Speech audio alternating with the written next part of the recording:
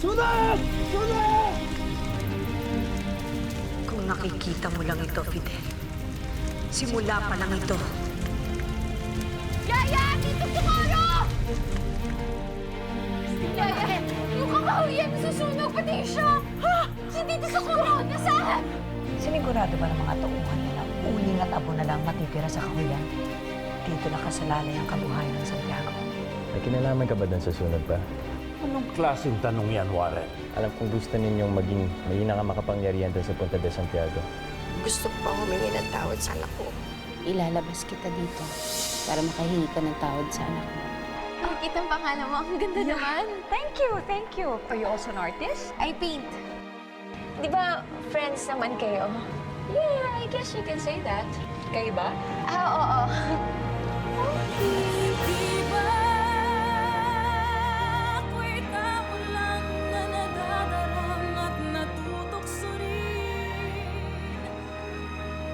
Sinong gumawa nito, ate? Aksidente, Soledad. Pati yung shop natin. Christine, ang inaalala ko yung mga order natin. Kailangan natin ng panibagong kapital para doon. Pwede siyang mangutang sa bangko, ate. Tama ka. Kung pwede ko nga lang akuin ng lahat eh. Mariposa?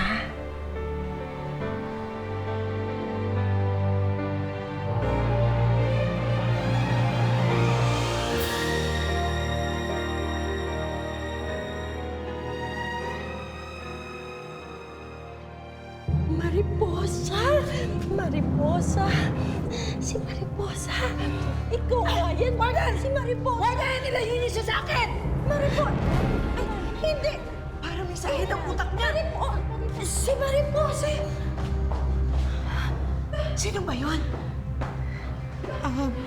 Pagpasensyahan mo na siya, ate. Si Nanay During yan. Medyo hindi na rin kasi tama ang pag-iisip niya eh. Nagulat lang naman ako kasi bigla niyang hinawakan ng kamay ko at tinawag ko sa kung anong pangalan. Mabait naman yan, ate. Hindi naman siya bayolente eh. Makakalimutin na nga yan eh. Huwag mo naman sabihin magkasama pa kayo sa selda niyan. Naku, mag-ingat ka, nakakatakot. Baka mamaya habang natutulog ka, biglang magwala yan at mapano ka pa.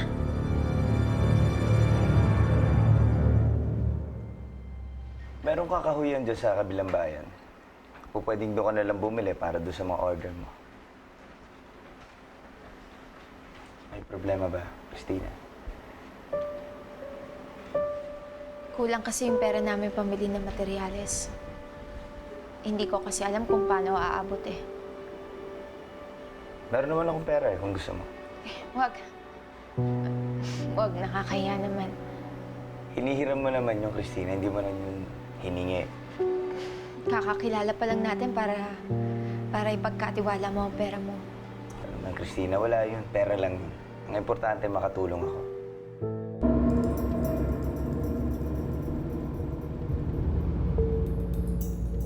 Sa lahat ng araw ng pinagdudusahan ko dito,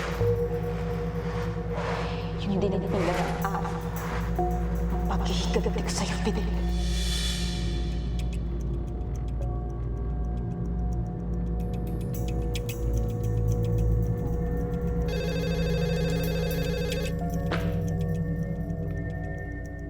Hello.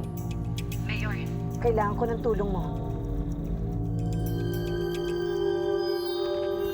Pagpasensyahan niyo na ho yung hipag ko kanina, ha? Nagulat lang ho yun sa inyo. Hindi ako pwedeng magkamali, Soledad.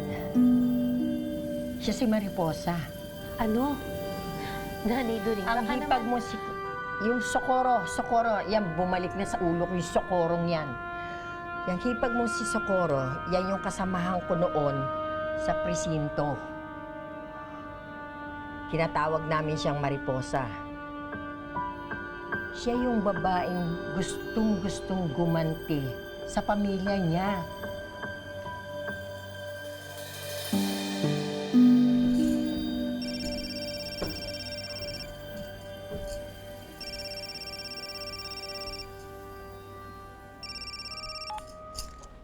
Hello?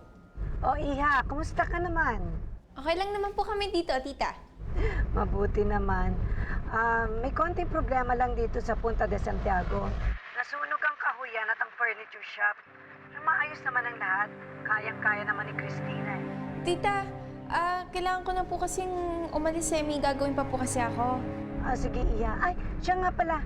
Saan ka ba tumutuloy dyan sa Manila? Cecilia Townhomes po ata to dito sa may Quezon City eh. Sige. Okay. Enjoy Manila. Ingat, Iha. Sige po.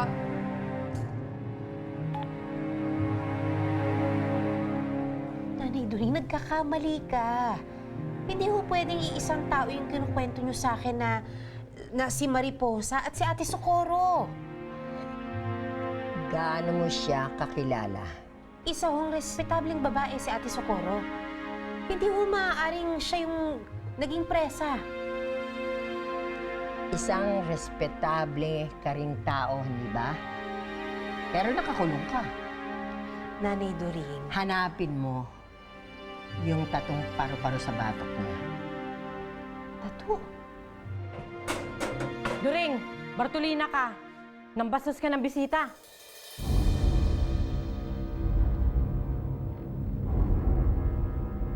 Denise, nasa Manila si Bella.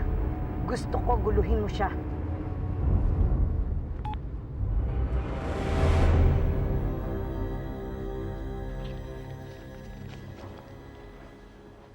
Buka. Fredo, pumunta ka sa jail. Kausapin mo yung presong naka-Bartolina. Ang pangalan, Dorina Sanchez.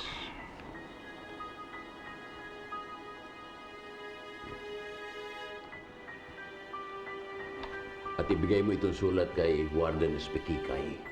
Sabihin mo sa kanya, nakakausapin mo yung preso. Na importante kung kailangan malaman. Ano po itatanong natin sa preso, Mayor? Itanong mo sa kanya ang tungkol sa buhay niya. Tanong mo rin kung paano siya nakulong. Bakit siya nakulong. At, pinaka-importante, paano niya nakilala si Socorro Santiago. Bella, ate mo tumatawag. Malapit na ako. Bella, I really have to go. Gusto mo dinner na lang tayo magkita? Wait lang. Malapit na ako. Papunta na ako dyan. Importante talaga yung meeting ko eh. Kailangan ko na umalis.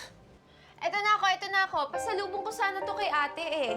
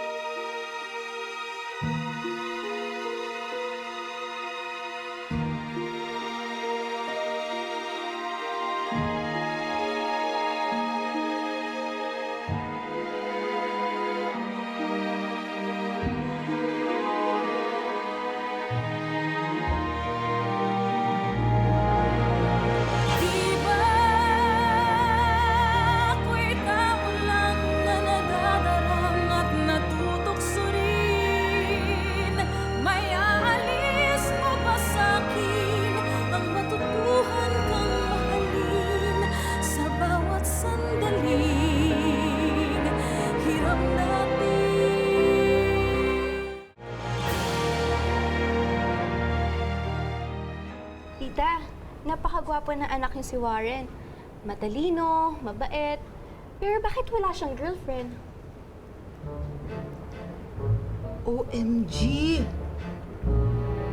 You think he is happy? Happy? Happy! Yay!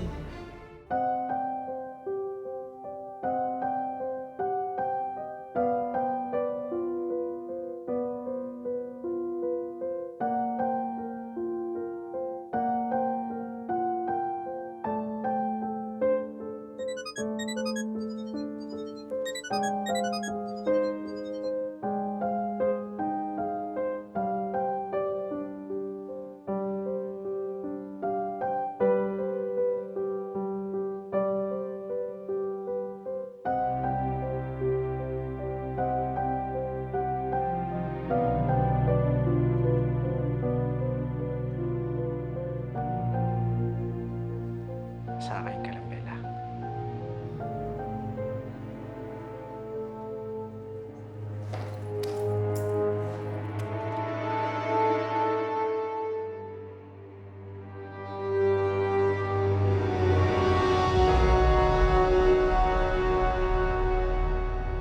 Oh, may natira pa ba sa kahuyan?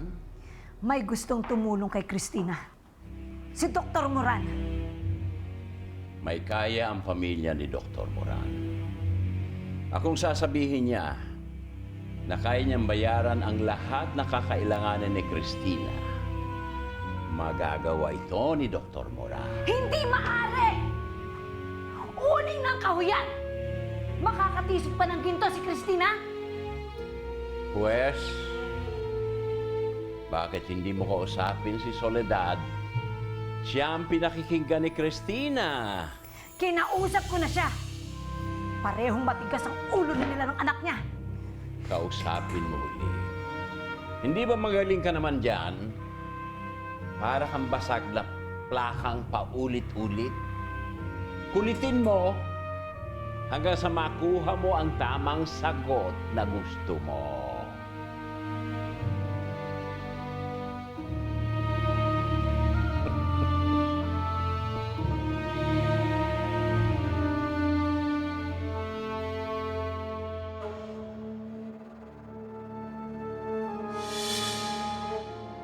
Ako si Socorro.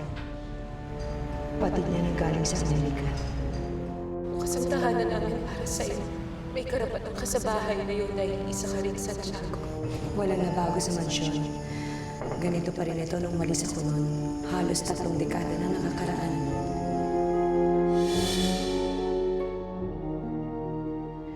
Yung hipag mo si Socorro, yan yung kasamahan ko noon sa presinto. Siya yung babaeng gustong-gustong gumanti sa pamilya niya.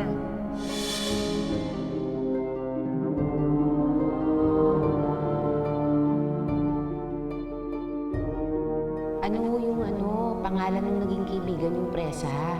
Mariposa. Meron siyang balat pa sa likod na hugis paro-paro.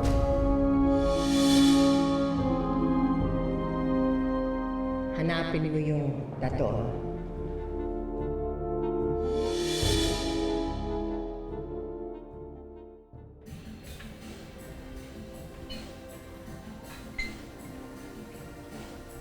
Akala ko ba, Parang mas bagay sa akin eh. Bibilang ko na lang si ate ng ibang damit. Ang tingin mo, bagay ba? Bella, Rafael.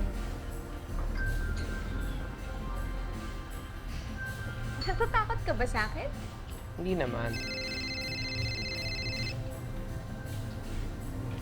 Hello? Yeah, I'm here. Okay.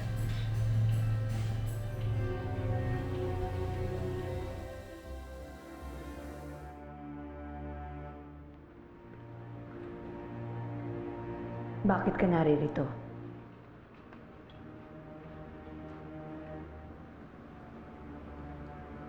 Sino ka? Nakilala mo ko kanina. Wala akong alam sa sinasabi mo. Hindi mo ako madadaan sa simpleng pagkakaila mo lang. Higit pa sa Bartolina kaya ko ipagawa sa'yo dito sa loob.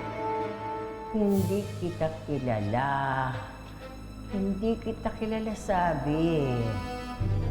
Warden! Ganito ba talaga katigas ang ulo nito? Alam niyo, ma'am, baka nabigla lang kayo. Ulyanin na yan si Doreen eh. Pero Kung ano-ano nga sinasabi niyan, wala nang naniniwala niyan. Minsan, may sinabi yan tungkol sa ibang tao. Di naman niya kilala. may paraan ba para magkalayo sila ng selda ni Soledad?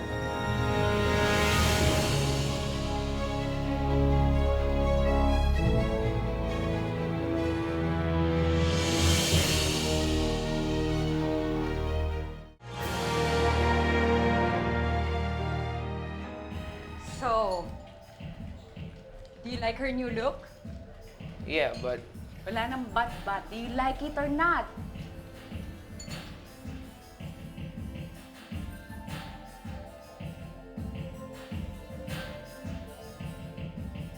yeah.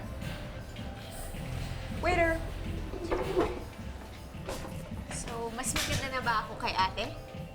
Bella, ikaw ang kasama ko, hindi siya. Kamusta yung meeting mo? Okay naman, promising. Okay, let's celebrate! Yeah, let's go! Maraming matatabil na dila sa ating bayan na nagsasabi ng kung ano-ano tungkol sa pagkasunog ng kahuyan at factory ng mga Santiago. At nasagap naman ng malaradar mong tenga na uhaw sa chismis. Ang lagay they're only talking and I'm only listening. Walang makakalam nitong usapan namin, ha? Maski si Socorro Santiago.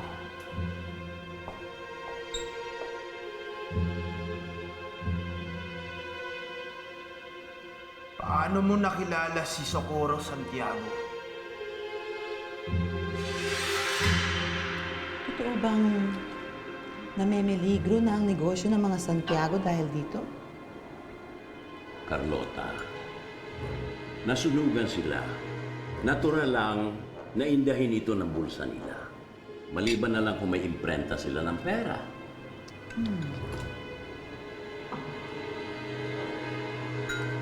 Mas mayaman na tayo sa kanila?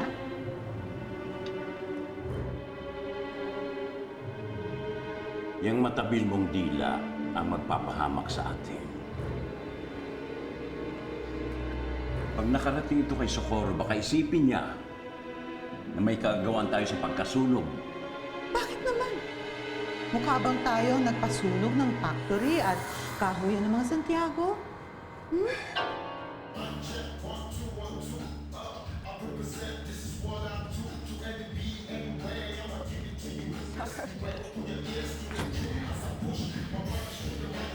Vodka. Double on the rocks. Yes. Hi, gorgeous. I'm Mark. May I know your name? I'm Bella. Nice name. Gusto mo ba ng drinks? Hindi na mamaya offer mo sa akin. Hindi naman. Hey, hi, sexy. By the way, my friend Gerald. Hi. Hi. You look amazing. That's a nice name. I like it. I like you too. Wow. Gusto niyo minom? Oh, sure. Beer, please. Magandang po, Mayor. Magandang gabi. Dala ko na po ang report tungkol sa sunog.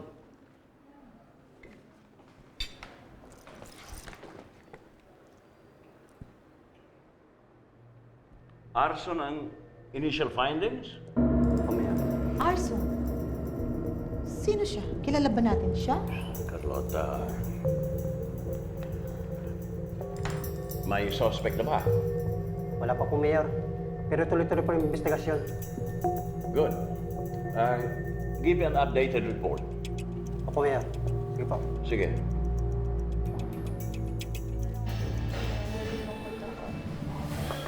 Okay.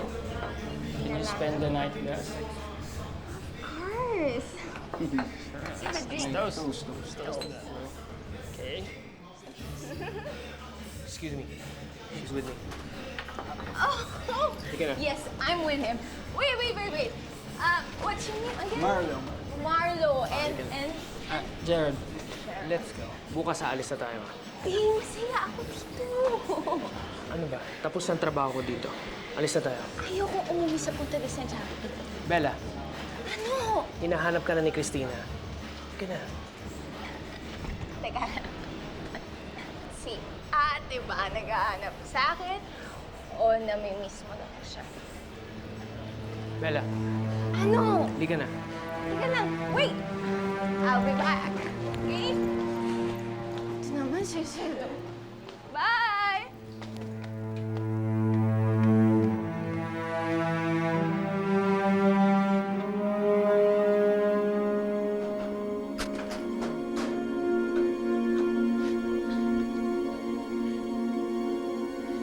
Nanay Doring? Nanay Doring? Nanay Doring? Ano? Diyos ko, inaapoy ho kayo nilang ganda. Patawarin mo ako, anak. Patawarin mo, nanay. Patawarin mo ako, anak. Patawarin mo ako. Ipaki ka na. Ayoko.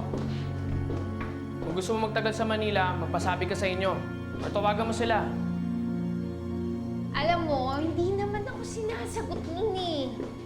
Alam mo kung bakit? Dahil busy on kay Dr. Moran. Ang tita Socorro mo, tawagan mo. Pwede bang dito na lang tayo sa Manila? Meron na akong kaibigan dito eh. Ayoko doon. Saka baka makagulo pa ako sa problema ni ate. Ano ba problema ng ate mo?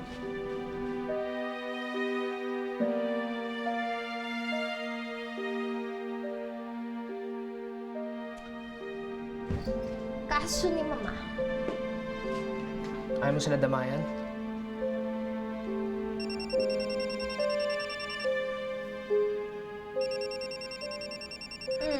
Sino yan? Mas nasagot. Ate mo. Tinan mo nga naman, no? Si ate, tinatawagan ka samantalang ako. Hindi niya sinasagot ang tawag ko. Hindi na pa ako tumatawag sa'yo, ha? Marami rin ako inaasikaso rito. Alam ko kung nasan si Bella.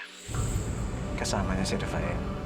Huwag ka lang sanang papahuli. At siguraduhin mo rin hindi ka kikilos nang wala akong basbas. Pinagbabawalan mo ba?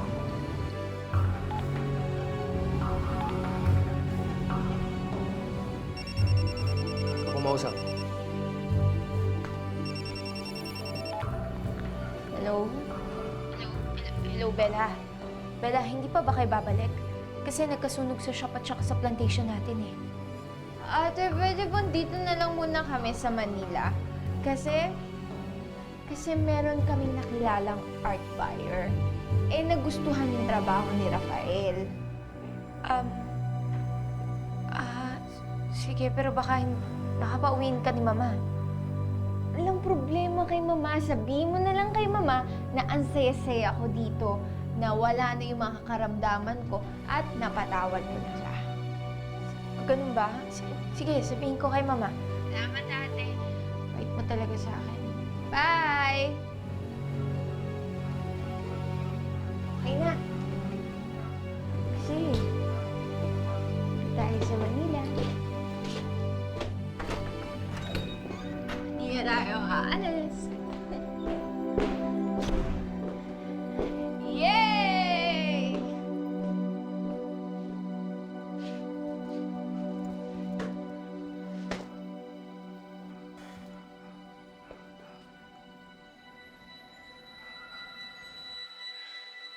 Hello? Hello, Bella? Christina, si Rafael to. Ba't ka napatawag kanina? Nag-aalala lang ako kay Bella. At saka, ayokong makadagdag pa siya sa problema ko sa kakahiyan. Bakit? Ano ba nangyari? Nasunog kasi yung shop namin at saka yung kakahiyan nung isang araw.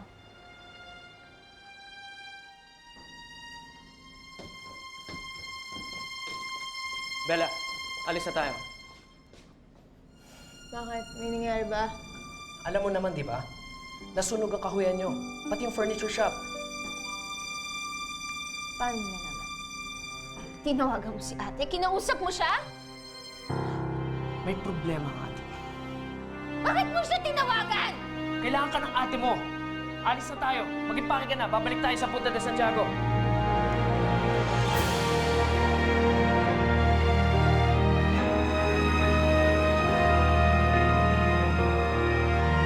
Nagkaroon ka lang ng baba, naging bobo ka. Kapatid mo, umalis kagabi. Hindi pa siya bumabalik. Ano? Nasaan si Bella? Hindi si Dr. Moran ang problema. I have everything under control.